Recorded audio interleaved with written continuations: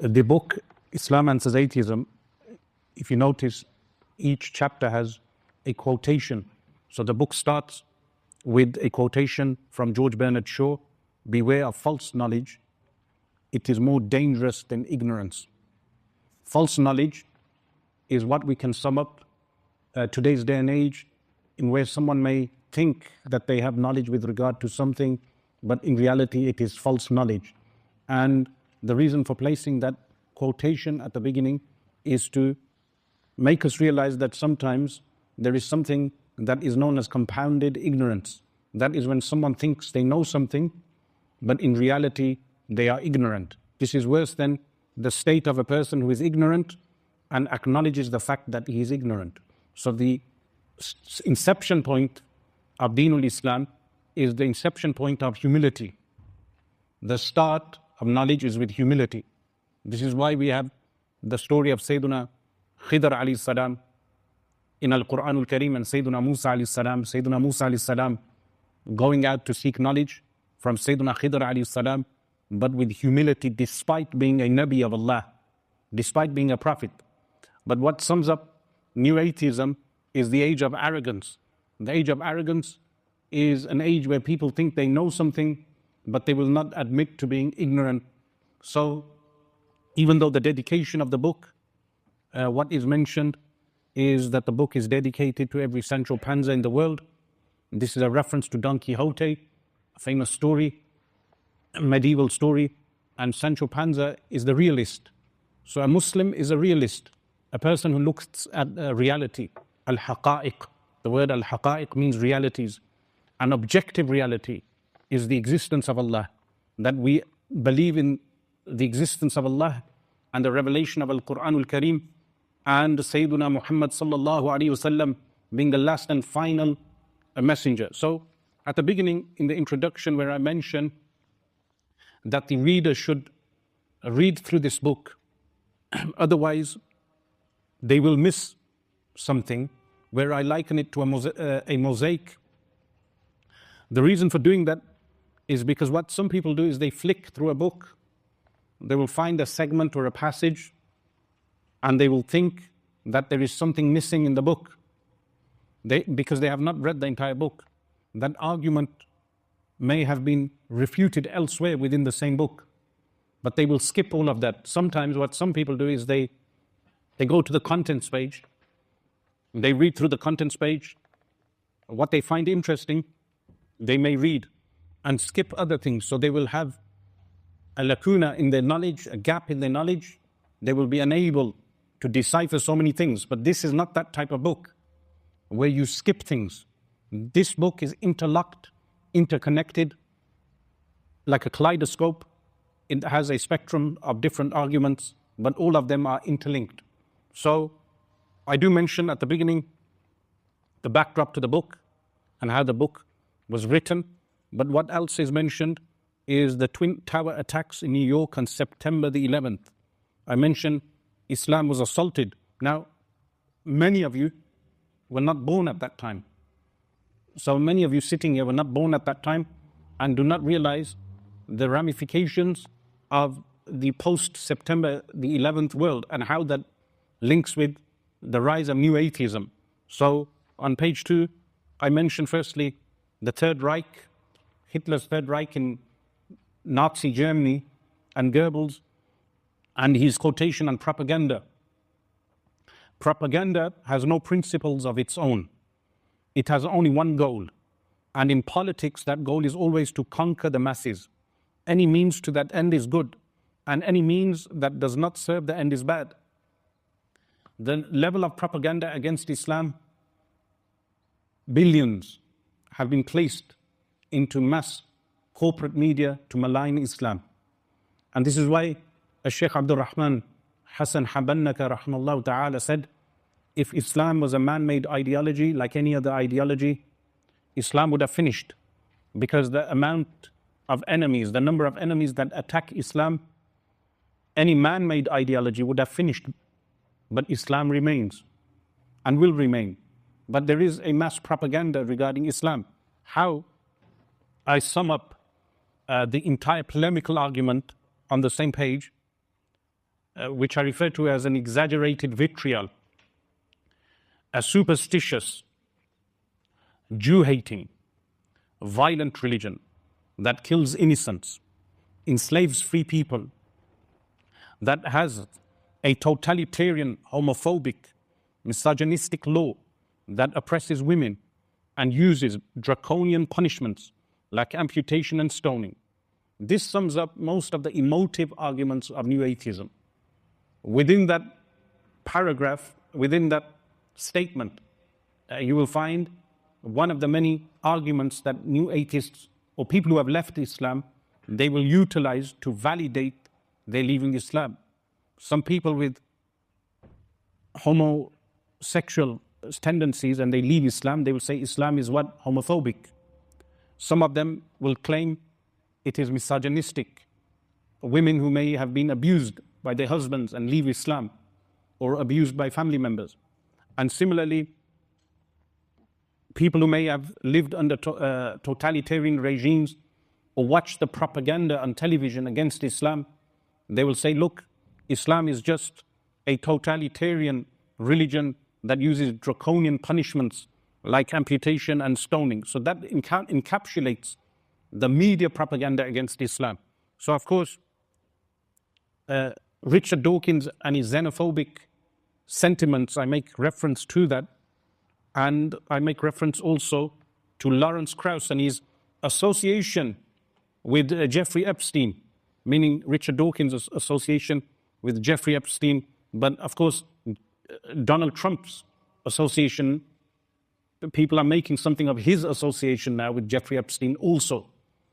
But why I mention this in that context is that if a cleric of any religion was found doing something, some misdeeds, that becomes an argument against religion. In the case of Al-Islam, if someone who ascribes themselves to Al-Islam, like the grooming gangs, that would be made as an argument against the deen of Al-Islam. This, in fact, which we will cover in chapter 1, is one of the many fallacies that is utilized today in today's propaganda against Islam. What else I mention is that the claim, they say that Islam or belief in God is a danger to civilization. So that was the propaganda of New Atheism. And one of the proponents of New Atheism was Christopher Hitchens. So Christopher Hitchens, he was the author of the book, God is Not Great. Of course, a clear reference to us when we say, Allahu Akbar, Allah is great. So he wrote a book, God is Not Great. And he was a proponent of the invasion of Iraq. Now, Iraq was ruled by Saddam Hussein. And Saddam Hussein, his regime was secular. Within secular Iraq, you had all the religions. Tariq Aziz, his general, was a Christian, but yet they referred to this as a secular crusade. So what he states regarding this, he says, this is Christopher Hitchens, he says, I think it's us plus the 82nd Airborne and the 101st, who are the real, reference to the air jets, the fighters, who are the real fighters for secularism at the moment, the ones who are really fighting the main enemy. Now, the main enemy in this case was the Iraqi regime, Saddam Hussein.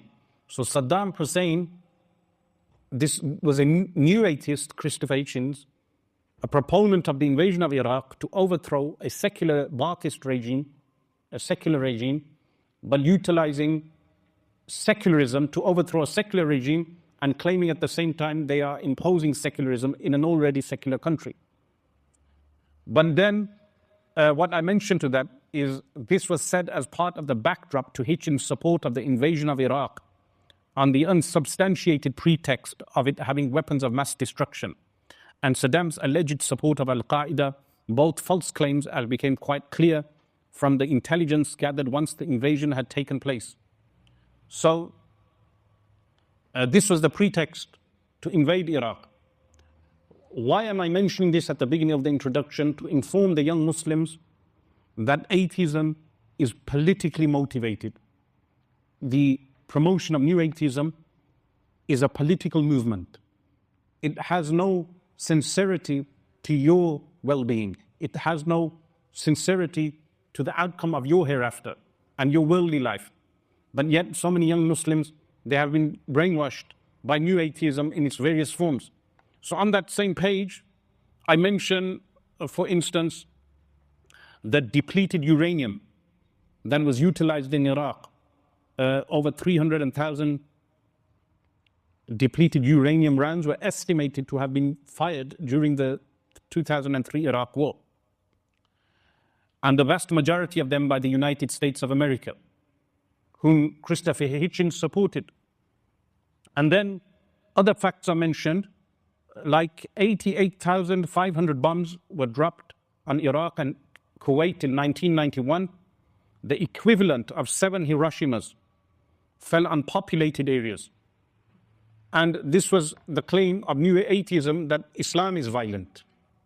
So post 9/11, they were saying Islam is violent, but the level of propaganda was such that these secular countries were bombing populated areas with depleted uranium, as well as these bombs that were dropped, which we observe in Gaza also. The war in Gaza and Palestine, on the West Bank and the entire Palestinian population, that war that we are witnessing is a secular war against Islam. But the counterclaim is made that Islam is violent. So the level of propaganda is encapsulated in that statement that I mentioned. Now, what I mentioned on page 5 is Hitchens was a journalist and a militant atheist. His sentiments and his support for war abroad resembles something that Winston Churchill said about Kurds and others when Britain divided the Ottoman Muslim territories. So the Ottoman Caliphate was divided in 1924, and during that time, the Kurds were supporters of the Caliphate. There was a sheikh called Sheikh Saeed. He was a supporter of the Caliphate. What did they do? They gassed many of the Kurds. So Winston Churchill, he said, I do not understand the squeamishness about the use of gas. I am strongly in favor of using poisoned gas against uncivilized tribes. That was the attitude towards the Kurds by Winston Churchill. And prior to Churchill, of course, that was the common policy. But then new atheism, the likes of Christopher Hitchens, they were also a part of this extermination of native peoples of different lands. So I mention further down Richard Dawkins again as the Pope of New Atheism.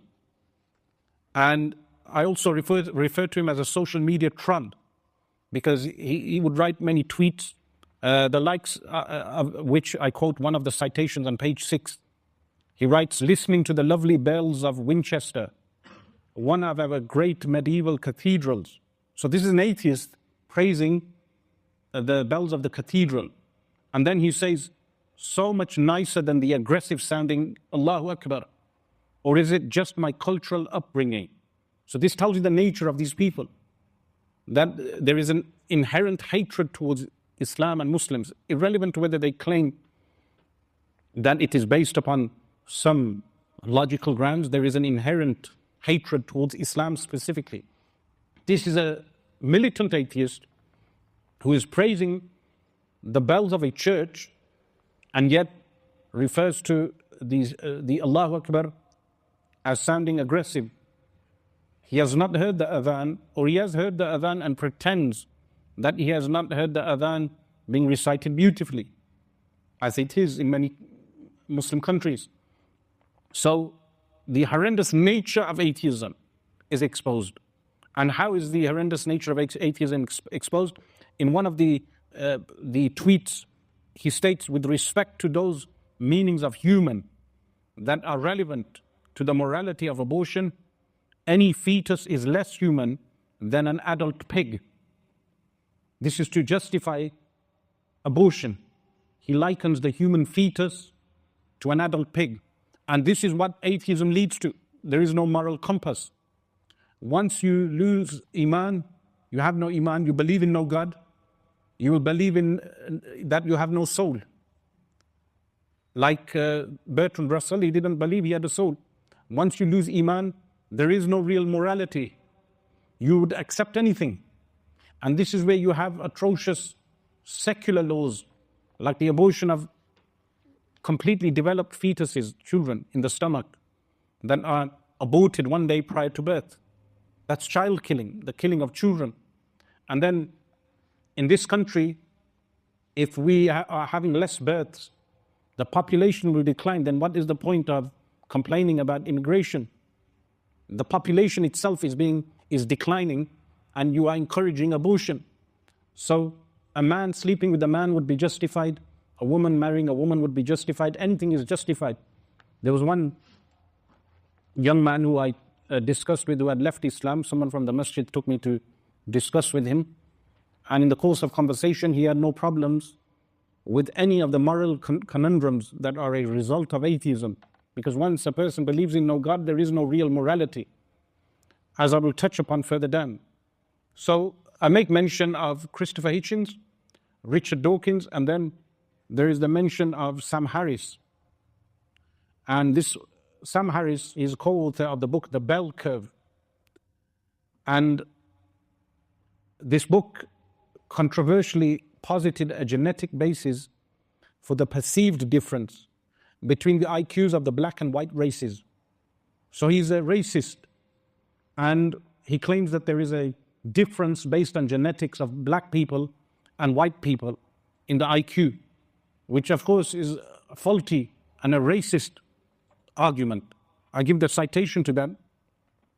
And I mention such Ku Klux Klan type narratives can easily misappropriate the science of the saintly Richard Dawkins, who tells us the science of eugenics is correct, even though, heaven forbid, we should do it.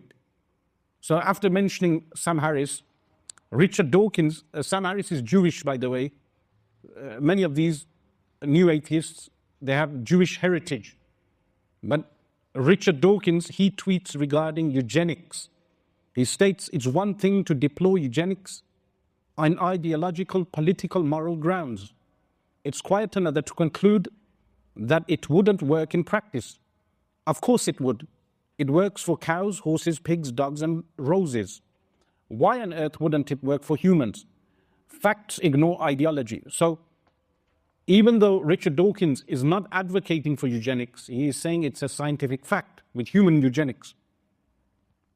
And then he states further down, he clarifies. He says, for those determined to miss the point, I deplore the idea of a eugenic policy. I simply said deploring it doesn't mean it wouldn't work. Just as we breed cows to yield more milk, we could breed humans to run faster or jump higher. But heaven forbid that we should do it. And then he also states, a eugenic policy would be bad. I'm combating the illogical step from X would be bad to so X is impossible. It would work in the same sense as it works for cows. Let's fight it on moral grounds. Deny obvious scientific facts and we lose. Or at best, derail the argument. What am I pointing out to here? That he is giving the ideological basis for eugenics, but claims he is not doing so at the same time. What I write after this is, Richard Dawkins' sentiments remind me of Alfred Hitchcock's American psychological crime film Rope, where the killers, Brandon and Philip, justify their horrendous crime using the reasoning of their housemaker, Rupert, even though he would not endorse any acting upon his philosophy. Not unsimilarly misguided people may only too well utilize the housemaster Dawkins' science for eugenics. Now, this movie Rope was based on an actual event.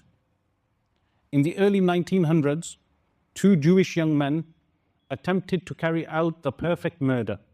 They murdered a young boy and they were caught. Alfred Hitchcock based his movie Rope on the novel that was based upon the actual event. Similarly, we have had murderers who base their murder upon a philosophy, like Ian Brady, for instance. Ian Brady claimed to have been influenced by certain philosophical writers. Similarly, in Islam, you may have misguided people who misuse deen, like the Khawarij, who I make mention of, to validate their murders. The entire book, is divided into 6 chapters. So chapter 1 is an overview of the role of reason in the Islamic faith, the Quran's encouragement of rationale and condemnation of blind faith, before looking at the early development of rational theology and the Kalam science, the dialectical method used against heresy and including atheism. This is on page 8. Chapter 2 is an excursion into the epistemology of the Kalam methodology to derive knowledge and arrive at certainty regarding any given fact. Epistemology means, how do we attain knowledge of any given thing? How do we reach a conclusion? What methodology do we utilize to attain knowledge? This chapter also delves into common material fallacies. Fallacy is an argument that sometimes ostensibly, outwardly may seem valid, but when we study the argument in depth, we will find that it is false, so it is known as a fallacy. What do we mean by material fallacy? We mean that the content is faulty. Material fallacy means when the content is faulty. So a formal fallacy is when the argument is constructed in a wrong way. So the material may be correct, but the construct of the argument is incorrect. And a summary of other philosophies which are in contradistinction to Islam and subscribed to by many atheists, knowingly or unknowingly. So this is important, that we understand different philosophical arguments, different philosophies. Why is this important? Because many of the foundations of modern civilization are based upon those philosophies, whether people realize that or not. And many people will not realize upon what foundations is modern Western civilization based upon. The dominant civilization alongside with China. So even China, communist China, is influenced by those philosophies, Western philosophies. So it's important for tulabul ilm, for students of knowledge, to know what those philosophies are and how we can deconstruct those various philosophies. So chapter 2 covers our method of thinking, how do we reach a conclusion, and how do we unravel and decipher different philosophies. There is an actual method in doing this. Chapter 3 starts by unraveling skepticism. So what is skepticism? Doubt. Because the foundations of modern civilization are based upon skepticism. Skepticism is the norm, having doubt regarding everything, doubting everything. There is no objective truth for many people. So what do? We unravel skepticism in specific reference to David Hume, a Scottish philosopher who in the 1700s, he laid down the foundations for modern skepticism, alongside with others, Immanuel Kant and others. We will be unraveling those skeptical thoughts in chapter 3. And we will also go back in time where ulama, Islamic scholars, already interlocked, had debates with skeptics from the Greek tradition, from the Greek philosophers, and where ulama like Sa'aduddin Taftazani make reference to them.